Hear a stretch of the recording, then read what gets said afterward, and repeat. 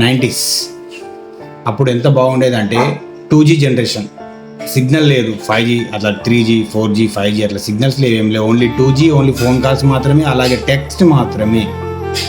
Text maintain చేసేవాళ్ళం, I mean ఎట్లా అంటే వస్తున్నావా లేదా అని చెప్పేసి టెక్స్ట్ బ్యాలెన్స్ స్పెషల్గా వేసుకునే వాళ్ళు, దానికి 100 మెసేజ్లు, ఇంకా డైలీ 100 మెసేజ్ అని లిమిట్ ఉంటుండే దానికి.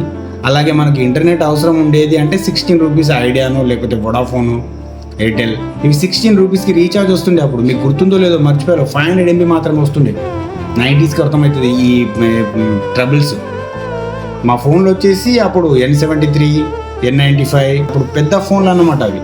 ఎందుకంటే అవి మెయింటైన్ చేసేవాడు ఇంకా ఫుల్గా రిచ్గా ఉన్నట్టే అవి. అప్పుడు ఆ ప్రైస్లో తీసుకుంటే అప్పుడు ఉండే ప్రైస్లు ఎట్లుంటాయి అంటే 20,000, 25,000, 30,000 అట్లా ఉంటుండే. అవి మెయింటైన్ చేసిన వాడు అప్పుడు తిస్మార్కాన్ అనమాట.